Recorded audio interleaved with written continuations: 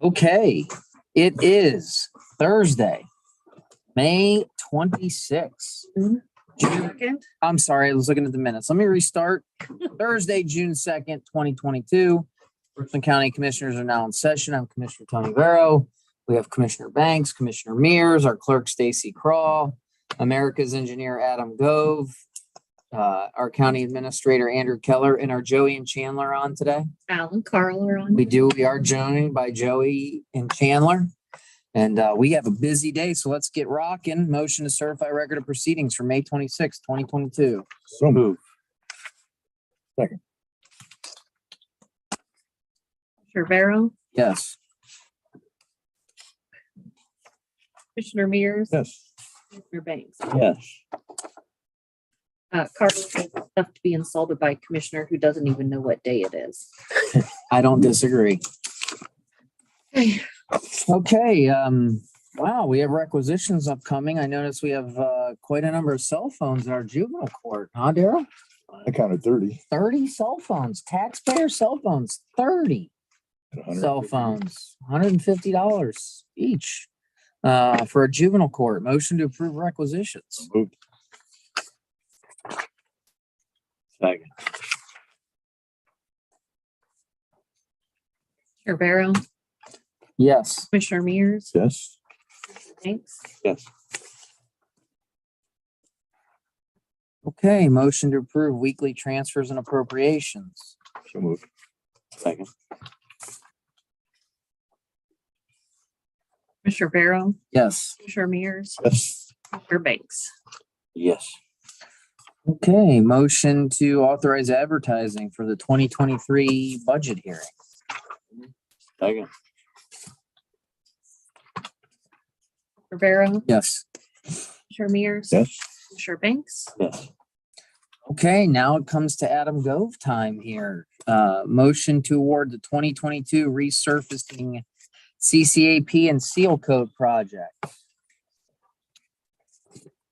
Any, want a brief update on what? Sure, it before we does? take our motion, go ahead. Okay, CAP, so I know what that means. What's it stand for? Something like capping or sealing yeah, so it's asphalt, cold constructed asphalt pavement. like cold seal, right? Um, it's like asphalt. It's a little bit more pliable. It's not heated. It's the emulsion is heated when you put it on, but it's not heated up as a whole Okay. mixture. Yeah, so it's basically an emulsion that's applied to stone to make something that resembles asphalt paving. It's a little bit more pliable than regular asphalt concrete paving. And we are going to be performing this work on 3 county highways up in the north part of the county: Ollisburg, Fitchville, Franklin Church, and Adariah West roads. Our estimate for the project was $950,234.15. The loan bid came in at $1,196.33. That was Earthworm Construction. They're out of Iberia, Yeah, correct. the golf courses. Okay. Any questions from the media before we take a vote? Yeah, what was the figure again? The bid? The bid was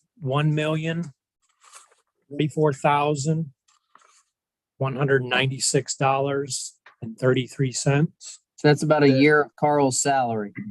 Yeah, that middle figure keeps getting blurred up. A million, how many 100,000? No, it's $1,044,000.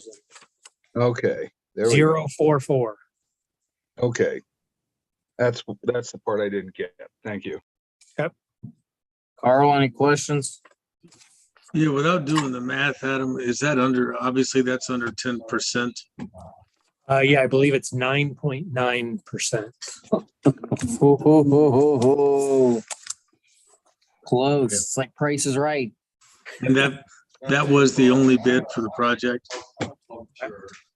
And how many miles are you doing on Olivesburg, Fitchville, Franklin Church, and Adariah West? It's a total of 12.9 miles.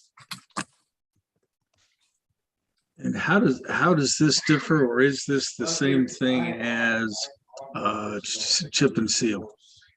It's different. It's more of an asphalt surface. We put it down at 1.5 inches thick. But then we will, after a couple weeks after that's set up, we will come back in and put a chip seal surface on top of it just to fill the voids. This is a more open type of paving than regular asphalt resurfacing. And is it about the same price as a chip and seal, or is it more expensive than a chip and seal? No, it's quite a bit more. I believe if we did the math, it comes out to about $81,000 per mile.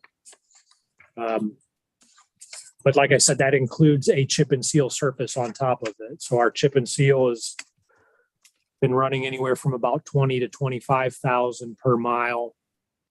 And we're getting a little bit more substantial surface with the C cap going down first. Okay, and how do you decide which roads get chip and seal only and which ones get the C cap? How do you make that decision? It really depends on the condition of the road, the amount of traffic on the road.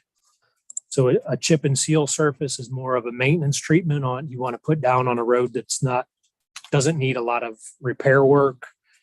The C cap surface is going down on roads that are in pretty bad shape. We should be able to cover up a lot of their imperfections with that, and then put the chip and seal surface on top of that C cap. Thank you. Horse and buggy make any difference? It does, yeah, when it first goes down. So we will be in contact with those communities up there to try to keep them off those roads while we are putting this down. Okay, motion. To approve. Second, Commissioner Vero, Yes. Commissioner Mears. Yes. Commissioner Banks. Hey, Adam, I had one more question. Now you exceeded your allotment. Well, then Carl can't ask anymore either. He's asked way too many. The price is almost 10%. It seems like you're not getting, as many bids for, your asphalt and your road work. Is that due to the uncertainty over petroleum prices? I would imagine that plays a role. This is also kind of I won't say specialized. It's different than just asphalt resurfacing that some of our local contractors would be more accustomed to bidding. So it's something a little bit out of the norm that may reduce the number of people who are willing to take on that work. Okay, that's all I had. Thank you. Okay, motion to approve utility permit application for First Energy. So moved. Commissioner Vero, Yes. Commissioner Mears. Yes. Commissioner Banks. yes. Okay, motion to authorize advertising for Ganges 5 Points Road Bridge. This is a bridge replacement up on Ganges 5 Points Road. I think it's just north of Chesround Road, Franklin Township. We are bidding it. We're kind of late in the year to hopefully get this done this year, but we'll do a completion date of next late spring, early summer. Give them the opportunity. If they have the ability to get it done this year, they can, but they don't have to. They can have some time to get those items needed for the bridge manufacturer to be able to move on this at some point here in the next several months. So standard bridge replacement. I think the estimate was around 370,000 or so. Okay, 72, 273.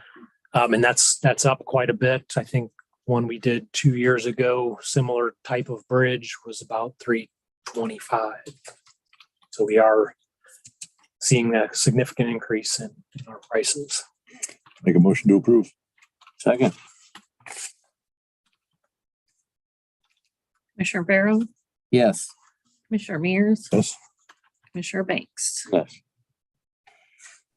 Okay, motion to accept quote of deep Hold- cleaning for, Can I hold up 1 second? Just you guys for, are killing me today out there. Good. you know what? Slow down, Marilyn, John. You'll be all right if you take a few, if you take a few minutes to let the public know what's going on, that's okay. Hey, Adam, I on could the, draft a 4-page letter to tell you if you'd prefer, But only you before. know, but only before a holiday, so I'll You have to know, wait. 4th of July is coming, so take your time, Counselor. On the Canchies Five Points Road Bridge, Adam, how big a bridge is that and how old is the one that you're replacing? Those are good questions. I believe it's just over 20-foot span right now, somewhere in the 25 to 30 foot range. I think it is going to be a little bit larger in the 30 to 35 foot range when we're done with the replacement. I don't have the exact date on the current bridge. It's probably a 1970s era bridge. I believe it's steel beams. So somewhere in there, 60s or 70s. Isn't that the Pittsburgh Steelers mascot, Steely McBeam? It is. Is it? Thank you, Adam. Okay, any questions, any further questions of our engineer, like his favorite color, what he likes to do, what he does in his spare time, anything else, gentlemen? We don't want to hold you up from a very important executive session, Tony, so please proceed with the public's business. Thank you, thank you. Motion to accept quote for 911 deep cleaning. No move. 24th quote was $150 and this one's $500. Yeah, they came in and found out what was really needed, Right. so they increased. Oh, so it's a little more extensive and it's not strictly a function of I inflation. still think that's pretty cheap. I think inflation's, but it's still pretty cheap quote. Okay, second. Commissioner Barrow, Yes. Commissioner Mears, Yes. Commissioner Banks. Yes. Okay, now look at this. Getting experience for people looking to have careers. So motion to authorize Job and Family Services to hire a part-time summer intern effective June 2nd, 2022 at the starting rate of $15.32 an hour. And it will go through August 31 of 2022. And the individual's name is G. Austin Fraley. What do we start out full-time people at? Depends on the position, what they are in the contract. It's more than that. Make a motion to approve. I'll second. You're mad at $15? That ain't a lot. And you're talking. Commissioner Barrow, Yes. Commissioner I'll second Mears, Yes. Commissioner Banks. Yes. All right. Hold on. That goes this way. Okay. Amanda Miller. Now it's your turn in the old question chamber here. Talk to us about a trailer you're seeking to purchase. We're looking to buy a trailer to fit for our easement machine that we bought last year. At the time, we believe the heavy duty trailer that we had would suffice to haul it around. But after having the experience with the machine and trying to get it on and off of the trailer as it is cumbersome. And we've got a $38,000 investment in this machine that I don't want to damage. So I'd like to purchase a trailer to dedicate to this machine. Amanda explained to me that the ramp to load this machine onto the trailer is like for two wheels kind of thing. Yes, and This ramp is tracks. flat, so This you round is flat. be precise. There's less risk of it falling off the ramp when you load it. Yes, because the machine, once you turn it on, it has a bounce to it. And it does shake you when you're trying to go up these ramps. It also, this trailer will allow us space to put a dedicated toolbox on it so that we can look at the other equipment that we need when they need to take it out in the field And you're planning to buy local.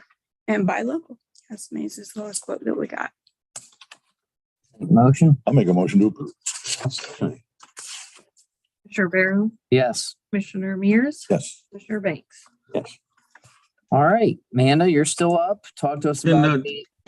If I could, Amanda, it kind of fuzzed out on sound at my end anyway. What kind of machine did you say this is to haul? It's an easement machine. It allows us to take jetting hose further back on property. We have a lot of a lot of lines that are on wooded lots and a lot of lines that are in the backyards of homes. And this machine allows us to it gives us another 300 feet of hose to actually get to the sewer line to jet it. Okay, thank you. Okay. Looks like we need to add another parcel to our mowing contract. Amanda Miller, you want to talk to us about that? Well, we tried something new when I was bidding the mowing contract this year. It's always been a question of where lines are and who has what. We've never actually mapped it out for when we bid it. This year, bidding it, I tried to navigate all of the property lines and easements and things that we had that we need to maintain. And well, unfortunately, I missed one. After the mowing contract started, it was brought to my attention that this was part of easement that we take care of. We've been taking care of it since the station had been put there. So I need to add this in if you will allow it. Motion to do so for $35. I think that's a really good price, so I'll second that.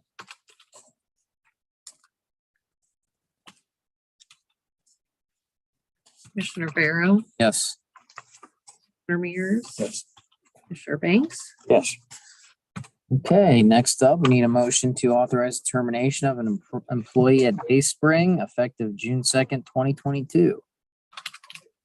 Very good cause. Almost there.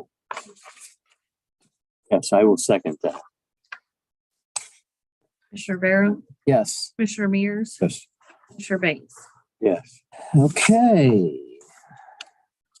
Motion to accept the quote for the new water heater at the jail. This was budgeted for. The total cost for that is 43,480.00. We'll make that motion. I'll approve it. Second it. Commissioner Barrow, Yes. Commissioner Mears, Yes. Commissioner Banks. Yes. Wow, we got through a lot of items there. Any questions? Yeah, do you have any, who's supplying the water heater? And I guess how big is this thing for 43 grand? Standard, and Daryl has the contract. He could tell you. Okay. It is 200-gallon storage tank. And the quote includes the removing the existing PVI heater, installing the new natural gas up to 99% efficiency included in the water storage thing. And all the piping valves miscellaneous required for complete installation, PVC intake, exhaust through sidewall, and startup and warranty. That is standard plumbing and heating on Longview Avenue. Thank you very much. You're welcome. Al?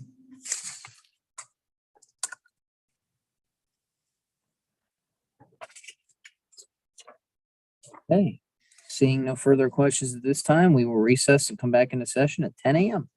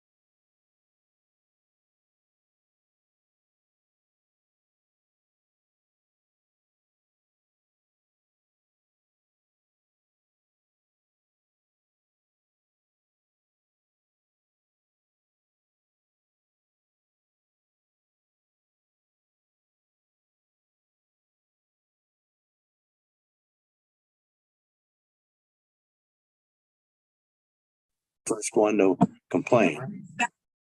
All right, 10 a.m. We're back in session. Amanda Miller. We are joined by Amanda Miller, Kelly Christensen, Kara Russell, or Joey and Chandler still on the line. Yes. Okay.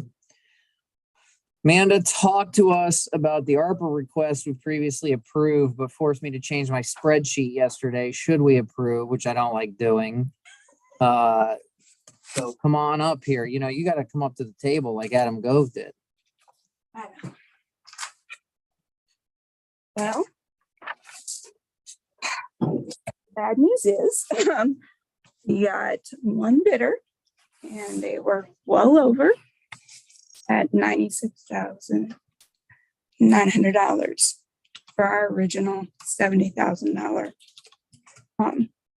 bid price. When did you bring us the $70,000? I can get that if you allow me to look at my spreadsheet here in 1 second. I can tell you. Mark. I believe we approved on March 31st, 2022.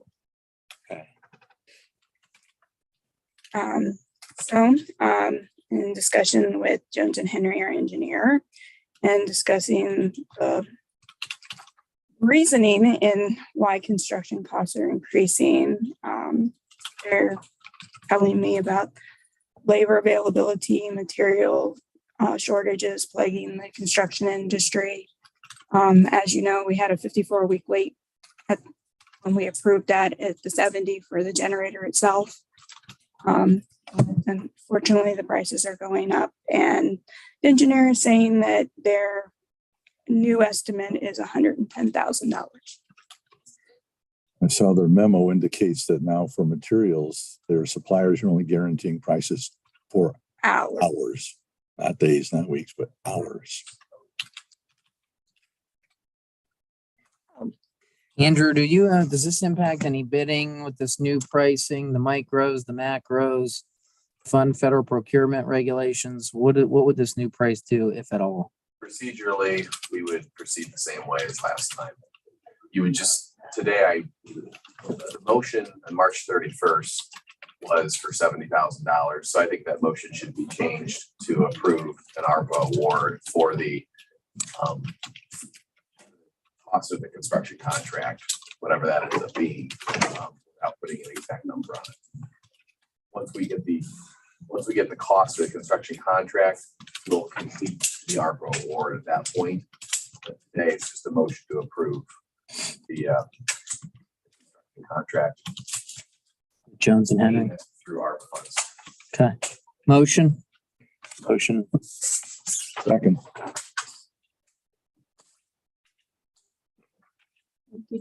Commissioner Barrow. We haven't voted yet. Should I vote yes? Yes, please. Please. Commissioner Meeks, Since Amanda asked nicely, I'll vote yes. Commissioner Banks. The mirrors. I He said voted yes. Yes. Said Yes.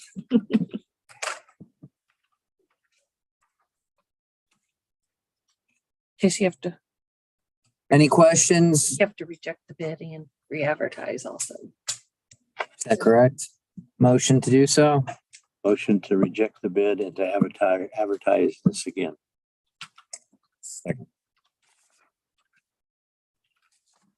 Barrow, Yes. Mears, Yes. Commissioner Banks. Yes. Okay. Now, any questions? Yeah, the new estimate of 110,000, Amanda, does that include the generator and installation of the generator? Is that what that is? Yeah, it's the full construction cost of putting in the generator, purchasing it and putting it in. Okay, thank you. Al? Yeah, Andrew, I had, excuse me, one question. Were you saying on the request for ARPA funds to keep the figure open until you get the bids in and award a contract? Did I hear you right on that? Yeah, the commissioners aren't declaring an actual dollar amount of the ARPA award today, Al. They're going to wait to finalize that amount until we have a final construction contract. Okay, so basically what they did was authorize the use of ARPA funds without putting a figure down. That's exactly right. And we are going to have as you heard, a updated estimated total cost of construction. We just don't know exactly what the bids are going to come in at this point. Okay, I just needed a clarification. Thank you. So this would be a blank ARPA check then, Andrew? No, it's limited by the estimated total cost of construction. All right. Thank you. Okay.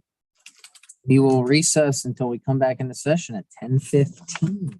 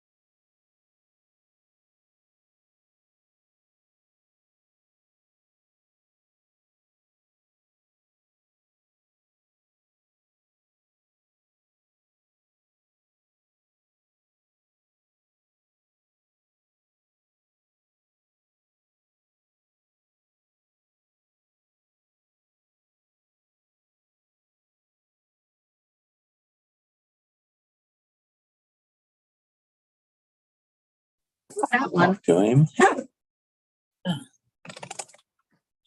Okay, 10:15, we continue to roll. This time I'll ask for motion to go into executive session regarding discipline out at Dayspring. Yes, sir. Do it. Commissioner Barrow, Yes. Commissioner Mears, Yes. Commissioner Banks. Yes.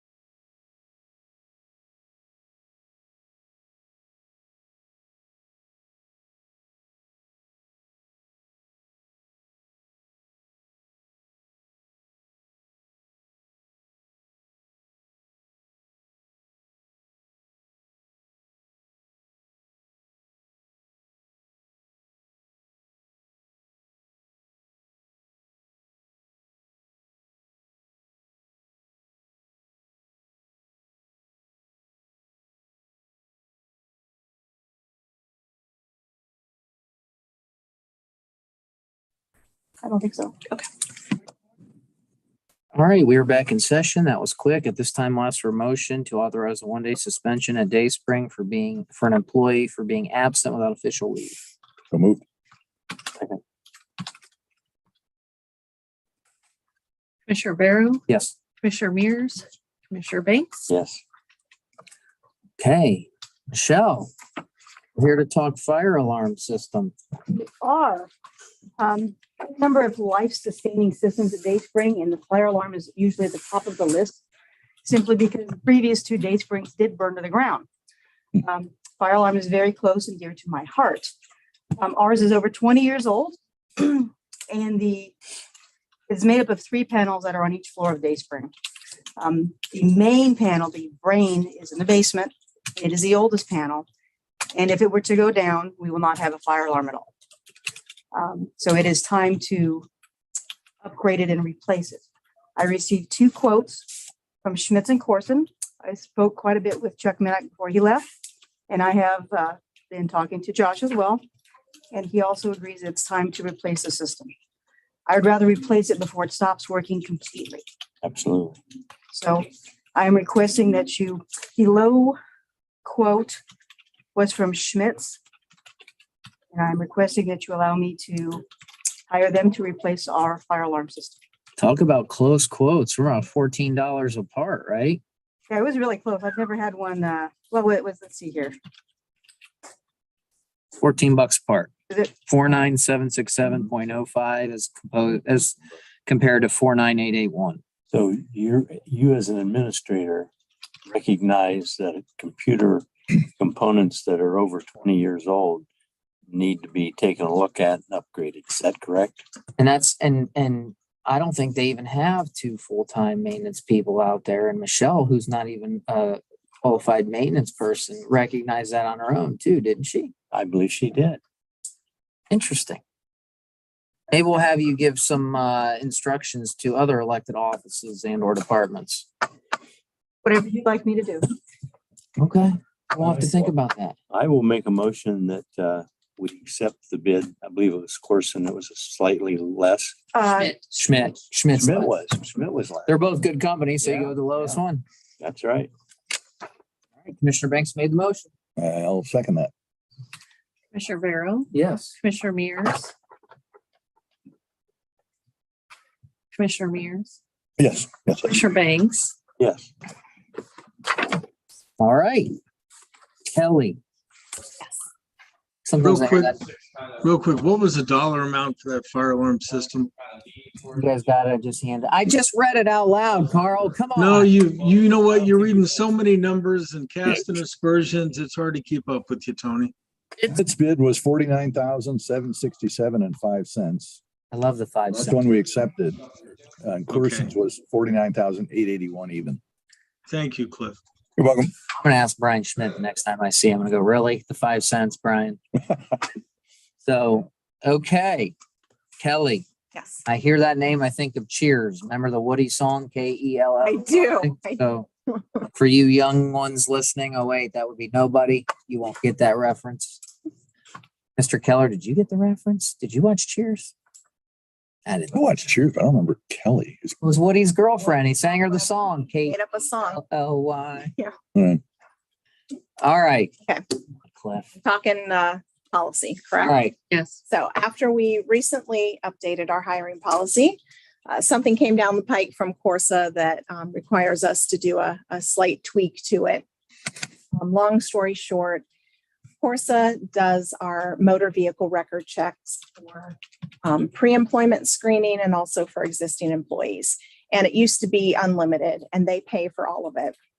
And they are now changing their practice to only covering motor vehicle record check, pre-employment, but post-offer. So as a result of that, yeah, I know, me too. We had to just No, change Frank around. Hatfield, we're upset about this. He was here yesterday for a meeting. I will, Bring him up. it was a different group. Okay. But yeah, so we needed to just slightly tweak the order in which we do things in our hiring process. So I had sent to the board a draft copy in legislative format, just so you could see what we were moving around. And then I have the final policy also that I'd like you to approve today. And then in the department head meeting, I'll go ahead and review it with everyone, and then I'll send out an acknowledgement after the fact, if that works for everyone. Before we ask for motion to approve, I'm sure Joey and Chandler, maybe not, maybe they understood it. Do they have any questions? Carl doesn't. I assume, I don't know whether Al does. I don't know this Joey and Chandler, but please carry on. Al? So basically what you did was you checked the driving record before making them an offer, and now you have to make them an offer and then check the driving record. Got it. Why did they do that? Do you know? Well, because what we used to do before, Al, is say we had 5 people we wanted to interview. We would have them run all 5 of them, and subsequently they would, bear that cost. And it's become quite expensive. So they're wanting to reduce the cost. So they want us to wait until after we have selected someone, we extend an offer, and then they will, bear the cost for the check at that point. Okay, gotcha. Makes sense. Yep. Okay, That's it. all right, motion? So moved. Second. Mr. Vero, Yes. Commissioner Mears, Yes. Commissioner Banks. Yes. Okay, we will recess until we come back into session at 10:30 for our department head meeting.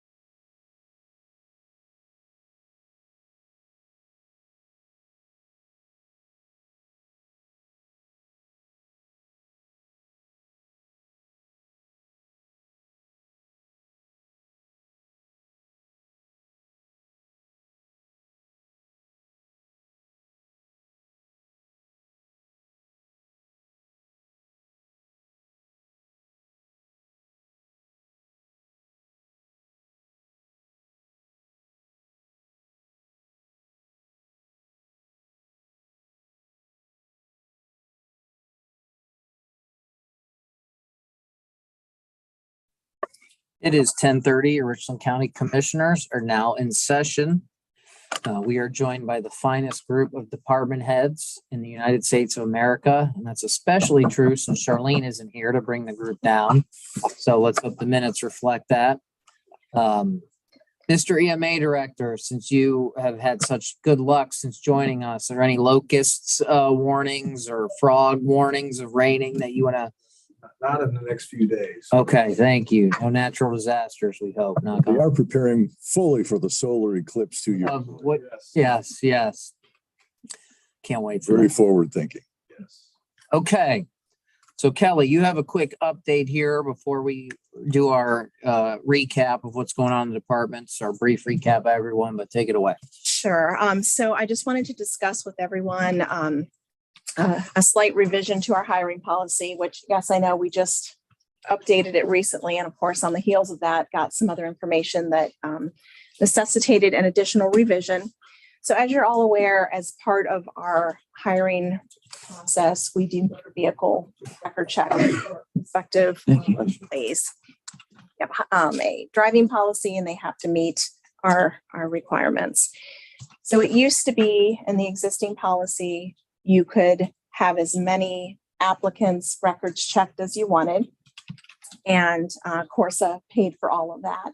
And they have changed their practice. They will only pay for someone post offer. So after you have gone through the rest of the process, you've chosen your applicant, get authorization to extend an offer, extend the offer, make them aware that it's contingent upon successful or acceptable driving record. And then you send it to actually Jenny, who will forward it on to Corsa to be checked. So what I have done then, the board just approved that change to the policy. Just wanted to discuss it with everyone and see if you had any questions. And I will send it out after this, the way I typically do. Through email, you'll sign your acknowledgement and then send it back. Okay. Any questions? If their job is primarily driving, Mhm. I mean, that is their sole purpose. Is there any exceptions to horses?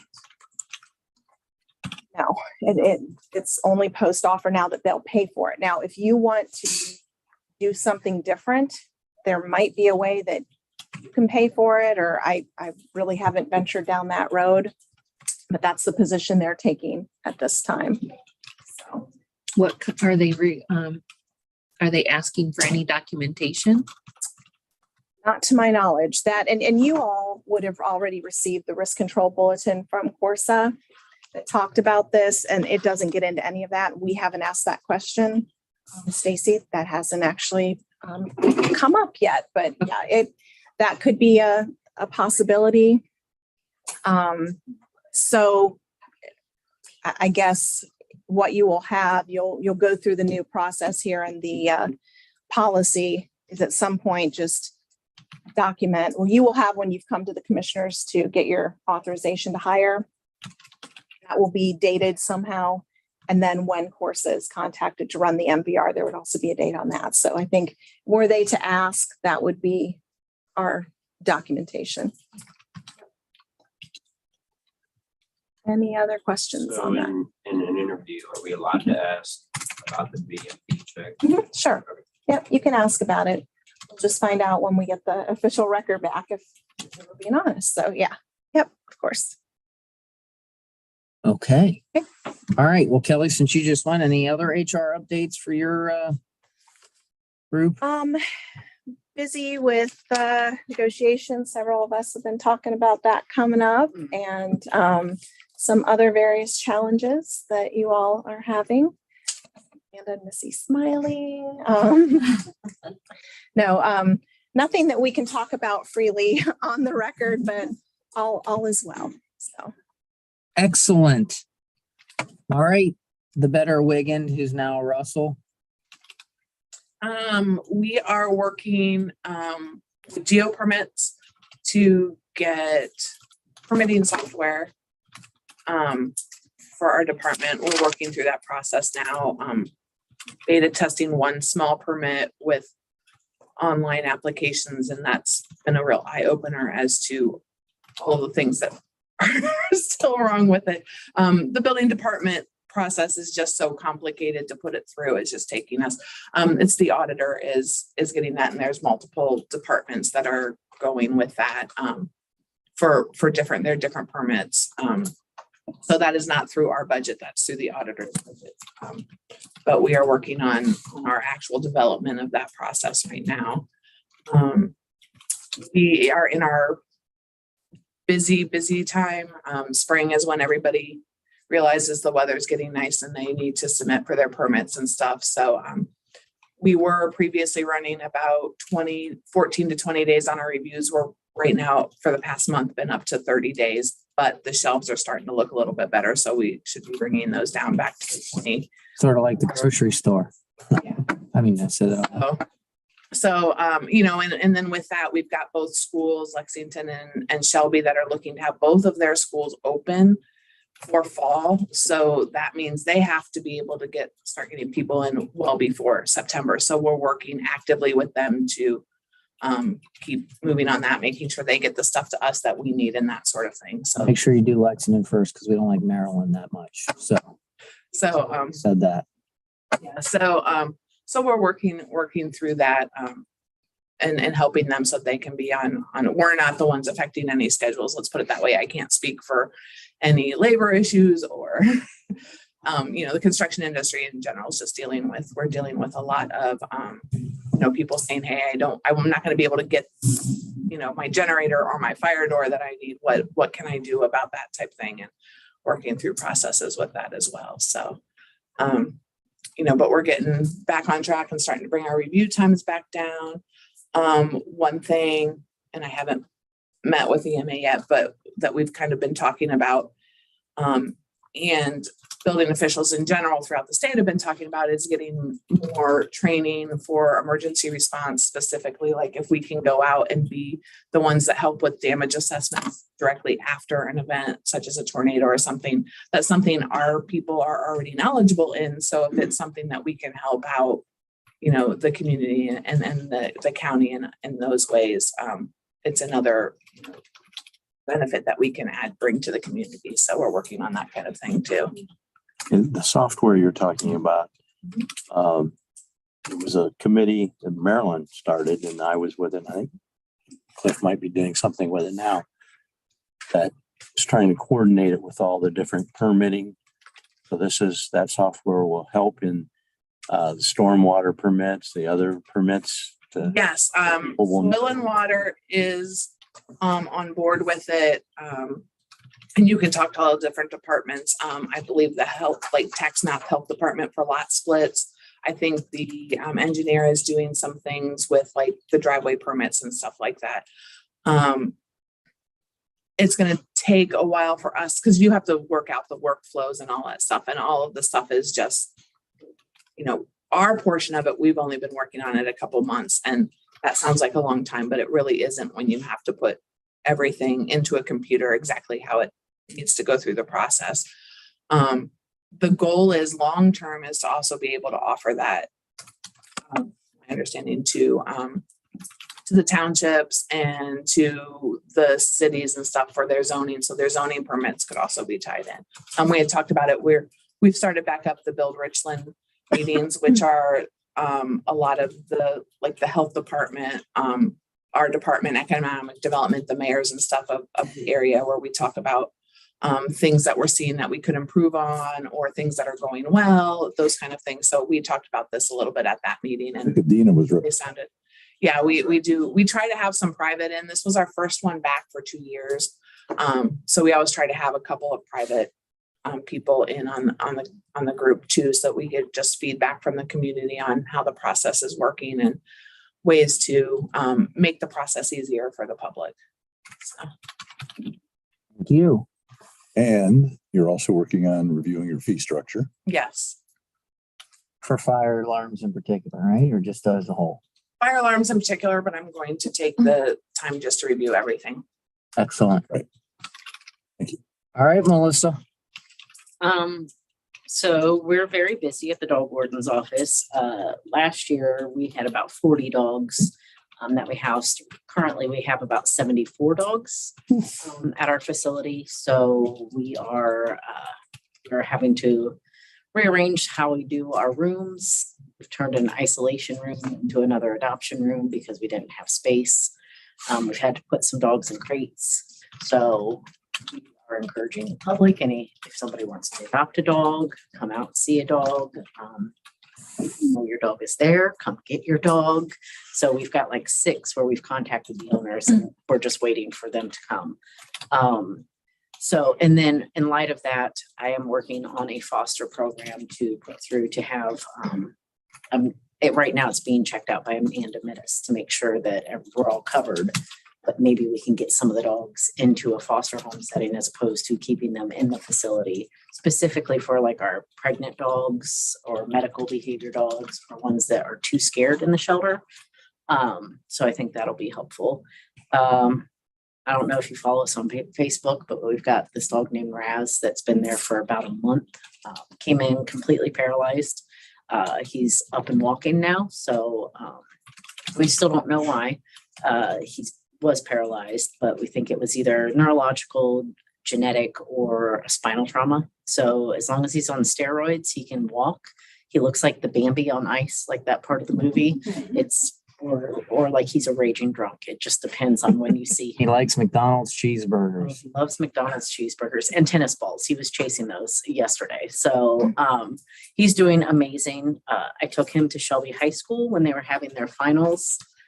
So when the classes were taking breaks, he got to go in and visit all the students as kind of a stress reliever. But yeah, that's pretty much what we're doing. Instead of a comfort pony, it's a comfort dog. I think he should just come everywhere with me. Like I would put him in a backpack and carry him like a purse. I don't know how that would do for my back because he's above the weight limit, but we'll try it. Other than that, I mean, my staff is doing amazing, taking care of all the dogs that we have and keeping the shelter nice and clean and everything like that. But it's just, that's kind of our biggest priority right now is dealing with the massive influx of dogs that we have. Aren't you looking at changing over from some carpeted areas? Yeah, this is fantastic. Whoever designed the dog warden department, we're not trying to. Why you would put carpet in a facility for animals, particularly animals that can come in with some issues, we will never know, huh? No, we won't. But yes, I am looking at getting the carpet replaced with vinyl flooring. Which It's a good move. so nice. And then I'm also looking at possibly, we have a north wing, which is for small dogs, but we only have small dogs for maybe like 3 or 4 days because they go so quick. So we're looking at renovating that so it can house larger dogs over there because it can only fit dogs that are under 20 pounds. The So, larger the dog, the longer it's there typically. oh yeah, we had a dog that was maybe 10 pounds and she was the cutest thing I've ever seen in my life. But we had over 30 applications on her. So yeah, if they're under 10 pounds, we'll get like 10 plus applications on it. You think the reason that you have so many more dogs today than you did a year ago, is it the price of dog food? Is it I think it's multi-layered. I think it is the cost of everything is going up. A lot of people are going back to work. As a result, they've laid off through COVID or are working from home. So they feel that they don't have enough time for the dog. I think a lot of dogs get loose and the owners are just like, I don't want to pay the impound fees. I don't want to pay anything else. And so they just leave the dogs there. So I think it's multi-layered. And then the summertime, we typically have an influx anyway, because kids are home, gates get left open, doors get left open. People are working on their house. So contractors sometimes leave stuff open. So there's an influx, but not this degree. Thank you, Melissa. Michelle, we just saw you, but let's keep rocking. Well, a few weeks ago, we hosted the Sherman Honor Students. We had about 20 third graders out at Dayspring. We had a picnic. It was actually wonderful to have all of these children and all of our guests out to Dayspring again. The residents came out. We had hot dogs and soda and ice cream. And Miss Ohio was there. Doc Stumbo was there. Marilyn John was there. two of them are inseparable? Okay. And it was just great. The children had a great time. The residents had a great time. We were sung to. It was wonderful to be normal. Our nurses station addition is supposed to begin its construction, if not this month, next month. We're very excited about that.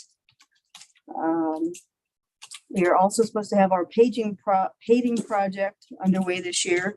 I believe right now we're just waiting on the contract to be signed by everybody that needs to be signed, and it's going through its cycle at the county. And then, very exciting, you just approved today for us to replace our 20-year-old fire alarm system. And we have a lot of exciting projects going on at Dayspring right now, and I'll be very happy when they're done. Thank you. Thank you. Ms. Miller.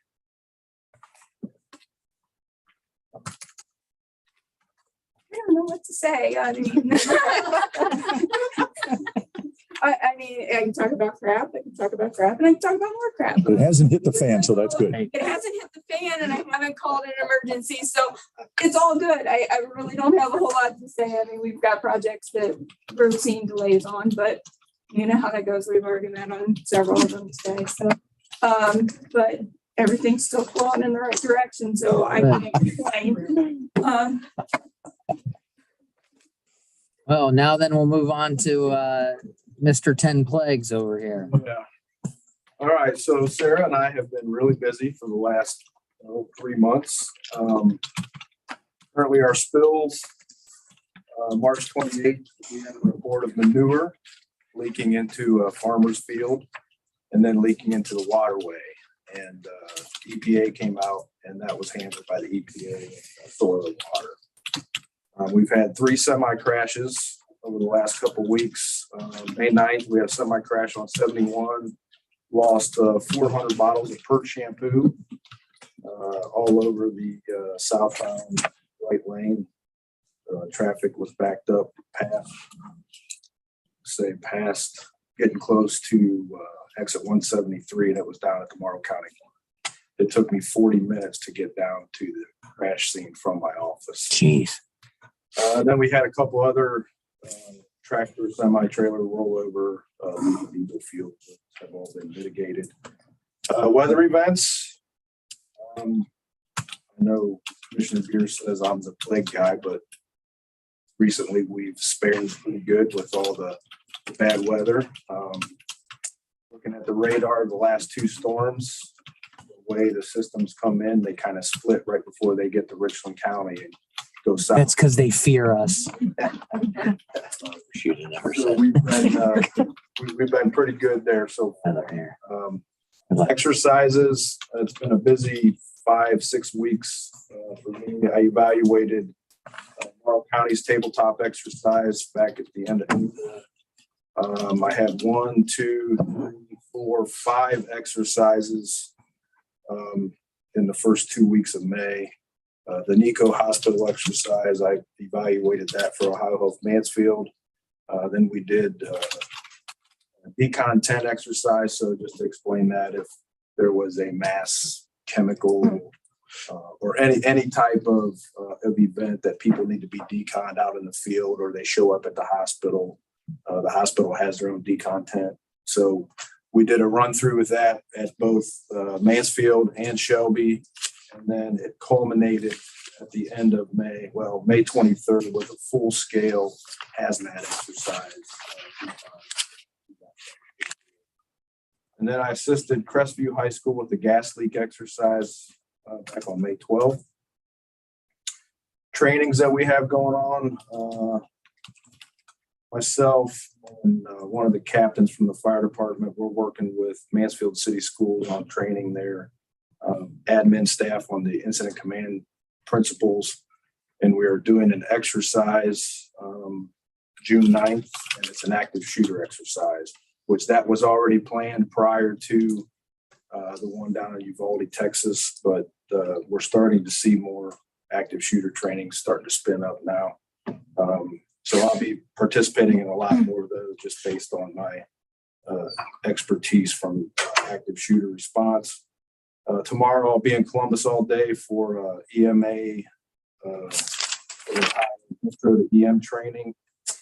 And then I've been 2 all-day Zoom conferences for the EMA in the last probably 2 weeks. I don't recommend the all-day Zoom. No, that sounds fantastic. We are still meeting with our various partners in the EM world on a weekly basis. And then just some miscellaneous information. I know the commissioners are all aware of this. The Eclipse informational meeting, 1 p.m. to 3 p.m. I think I sent emails to pretty much everybody. If you did not get an email, but I would like for you to attend, everybody here in the room. It's June 16th, 1 p.m. to 3 p.m. at the Welcome Center. And we're going to be discussing a whole host of unanticipated issues that are going to arrive in Richland County a couple days before the eclipse and a day or 2 after the eclipse. If you're not all aware, there will be a full total solar eclipse here in Ohio. And Richland County falls in the full path of the totality. So latest numbers, we're anticipating up to 4 to 5 times our normal population here in Richland County. Simply, I view this as a larger version of Pokemon. People are just going to want to come and be in the middle of the eclipse. I don't know why, but that's what we are anticipating. It's going to be a mass amount of people. 7130 is going to be shut down following the event. Tell a little story at one of the planning meetings I went to. The National Weather Service lead forecaster out of Cleveland was living in Louisiana back in 2017 when the eclipse came up through Nashville and Kentucky. And he said it's normally a 6-hour drive for him from Louisiana to where they went to view the eclipse. Took him 18 hours to get home the day after. Traffic was completely backed up. Cars ran out of gas, crashes. Daryl's put his home on VRBO for that day. Really make a killing. Verbo. So we got a lot of planning to do. I'm expecting 100 or so people to show up from various partners here in the county. So is this legitimate? I mean, are we really going to have our county is going to be just packed full of people? Yeah.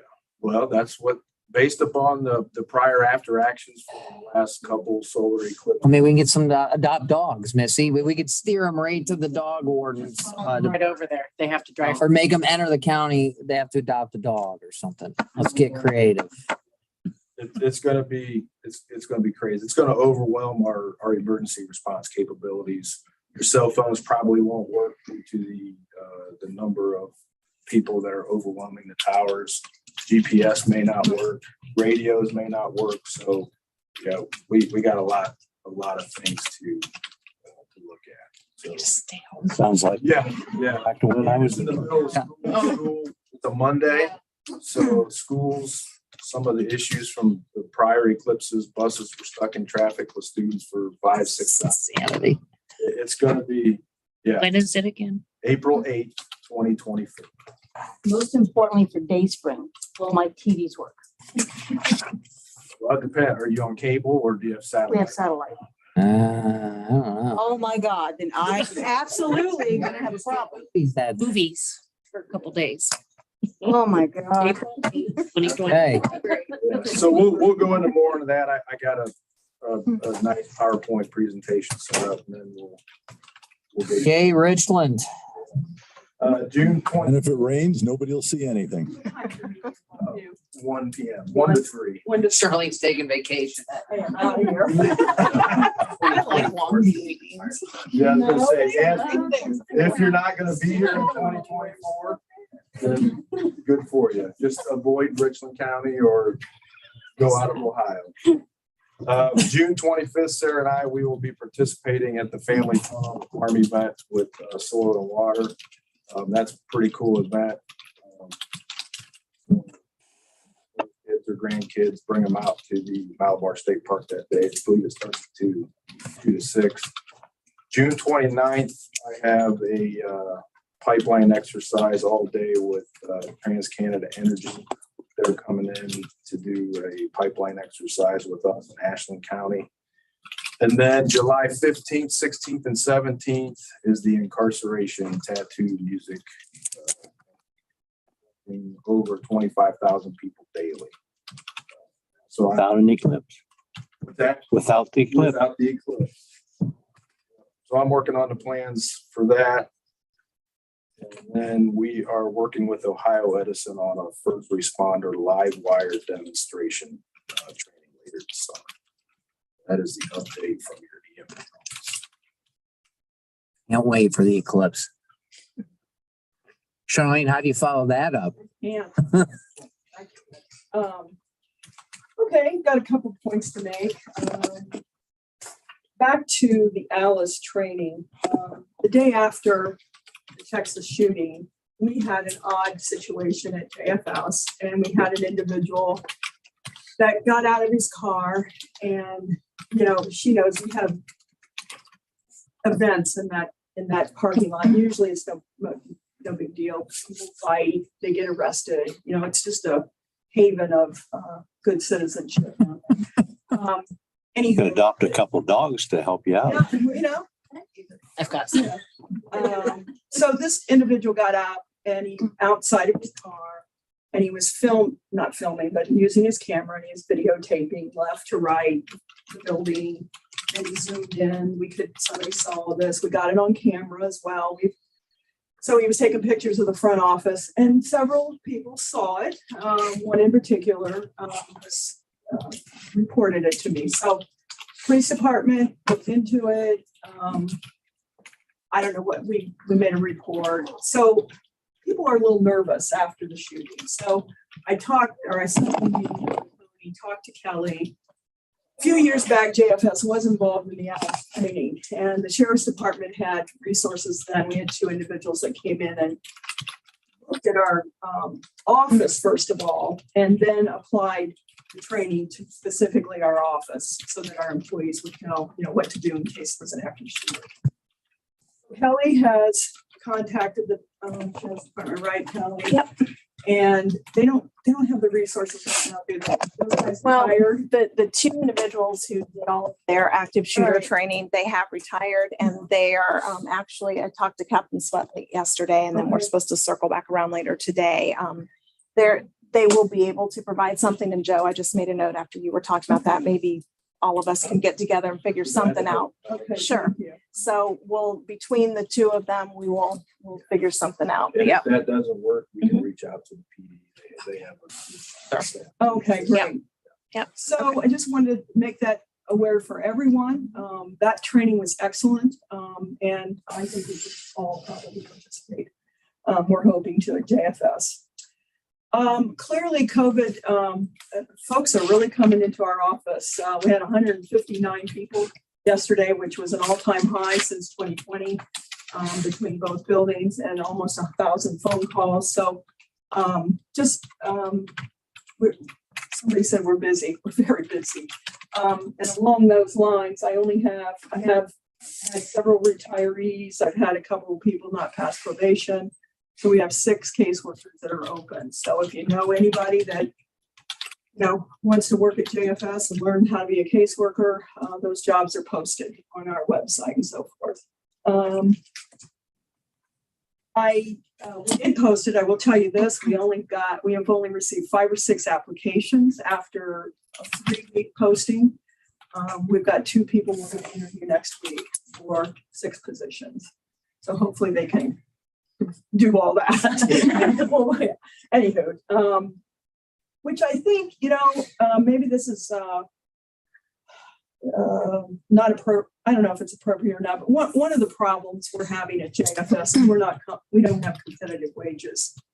And our hourly rate is $17.51 for starting caseworker. Okay. We do a little bit of bumping up the money for our associates or bachelor's degree, but not a lot. We're finding that that in itself is a challenge. And I just want to lay out here that I talked to Kelly. We were looking at how I could, prepare for next negotiations and so forth. But that competitive wage, I think with the price of gasoline and all the things that are happening in our community, that's something we're going to have to deal with at JFS to keep people. The recruiting. Some counties are doing recruitment bonuses. Some counties are, they're just pulling out all the stops to try to get employees. So we're not only in competition with our local social services, but surrounding counties have increased their caseworkers' hourly rates. And I just want to say that I see that in the future as a challenge for maybe all of us. We've laid out, we've actually distributed back to the wellness bags. We had pandemic COVID dollars, and we've given out 1,301 wellness bags. We still have about 150 to go, but that's been a wonderful program. Probably the most busy, we've got a new federal program in Ohio called Ohio Rise. And it's a Medicaid program, and its intent is to help with kiddos from 0 to 18 with behavioral problems and so forth. It is a new Medicaid program. It's intended, I should say, to reduce costs, because a lot of these kiddos have been placed out of county. This is a DeWine kind of his desire to help children in our community. Richland County is a part of a 4-county area called Catchman, called Catchman. And there's an organization called Coleman Behavioral Services that will be overseeing this project. Our Youth and Family Council and the AFS is the administrative entity for the council. And that's why I'm involved. We will be hiring folks. We're going to go very slowly. I had warned Andrew that there would be a contract coming with Coleman. I've talked a little bit to Daryl and to Tony. And Andrew, we're supposed to see that contract at the end of this week, probably tomorrow or Monday. So we'll have a lot of conversation around our involvement and to what extent our involvement is going to be in Ohio Rise. They're predicting that we have over 600 in Richland County children that will potentially be eligible. But just like everything in government, that's the high end, and we're anticipating that those numbers won't climb that high. But right now, July 1st, we know we're going to be serving 44 students. And that would require, according to the ratio, 2.4 FTEs as far as full-time equivalents. So we already have 2 employees that are trained to do this, and not to go in the rabbit hole. But the good thing about this program is that we're going to see revenue in our community to pay for services that we are paying for here locally. So that's the emphasis for family and job and family services to be involved. So we'll go into it. I did try to leave, I left you a message, Daryl, in case you have some other questions. No, I have a lot of questions, and I'm going to be forming them. Okay. And I'm not convinced that, as you put it in your email that Tony shared with me, option 1 was the best, and there's an option 2. Okay. And I am not convinced that option 1 is the best, but we'll have to discuss that. Okay. Those are contractual concerns that we will absolutely go in through. The option 1, just since it's been brought up in public, is basically they pay us the amount of money we currently charge for those services. So otherwise, it's a Medicaid reimbursement, and that's a little less money, but we'll go through that. That's enough. Okay. That's all. Thank you. Okay, I asked the remainder, we just be mindful, we still have to go into executive session, so it's okay. But we do have some more things to go over. So, Andrew? I'll be brief. Any dog adoptions or solar eclipses to talk about this morning, so less interesting. We're working through a lot of our ARPA projects.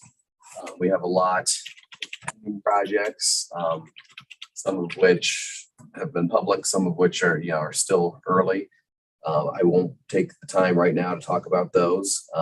We're also busy with just administrative contract matters for the board. It's given me a lot, so bring it over to Janet. Janet? To piggyback off of Charlene, child support is kind of in the same position. We had a seasoned veteran employee leave recently for retirement. We've got replacements for her and people kind of moved up, but that's kind of left us shorthanded. A month or two ago, I was in Columbus for a child support meeting and the sentiment was exactly the same. Surrounding agencies or surrounding counties with the same like agencies are increasing their pays and our pays are still kind of low. I just got an email from not a connecting county, but a 40-minute drive county who thinks their starting rate by $5. So that, and they're currently looking for people and it's kind of making it difficult. So I haven't put out there yet to hire, but I'm going to need to do that shortly. Other than that, we're in our emancipation season. So everybody's working really hard to get those orders corrected and changed and kids off and that kind of stuff. We're right about the $7 million mark and we're halfway through our fiscal year. So we're doing that. We're better than the state average. So I really have to commend the workers that we do have there. They're doing a great job of staying over the state standard, staying over the state average of our collections. I'm pretty proud of them. So we're doing great. Other than that, we're good. All right, Josh, you're last. Yeah. And if anyone doesn't know Josh, and I'm pretty sure you all do, he has replaced Chuck, although I don't know if he can be replaced, but Josh is doing a great job as our new maintenance superintendent. He's not sitting in Chuck's chair out of respect for Chuck, but Andrew is, so Chuck may come back and kick his butt. But take it away, Josh. So yeah, it's trial by fire since Chuck left May 11th. It's been a long, fast 3 weeks. We hired a new employee. He started today, actually. So you'll be seeing a guy around the county. Due to workload acquired from other departments, we're going to hire another person. Just finishing up control projects for HVAC and report judge's parking lot. We're going to do the commissioners here in June. Great. Okay, before we go into executive session, is there any questions from Joey and Chandler in the remote world? I don't have any. Thank you. Carl? He's gone. Oh. Okay, guys, thank you for the updates. I know it was a lot to get through. We're not done though. We actually got to go into executive session with all of you. So at this time, I'll ask for a motion to go into executive session regarding compensation of public employees. So moved. Second. Commissioner Barrow, Yes. Commissioner Mears, Yes. Commissioner Banks. Okay. Sarah, you don't have to stay for this.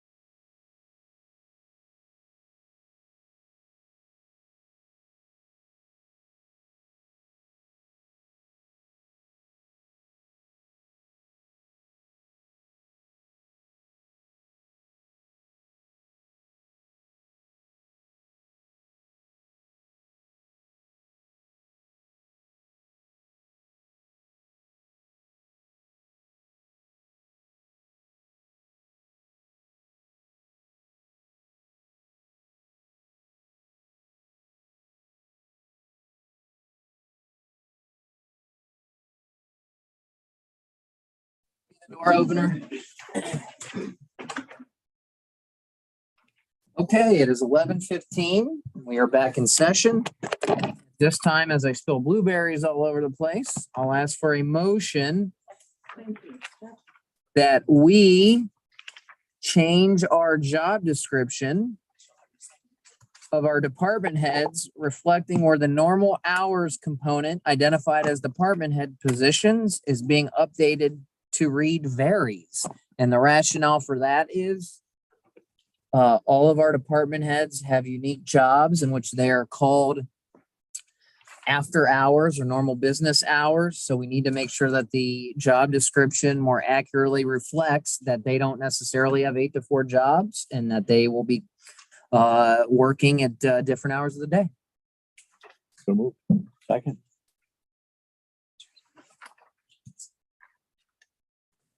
Commissioner Vero, Yes? Commissioner Mears, Yes. Commissioner Banks. Yes.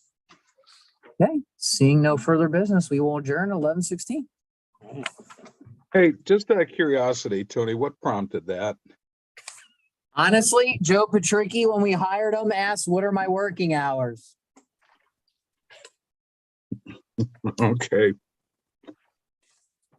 That's all I had. Thank you. That's the answer. All right, guys. Thank you. I don't get one. Yours already says berries. Oh, that's right, you got it.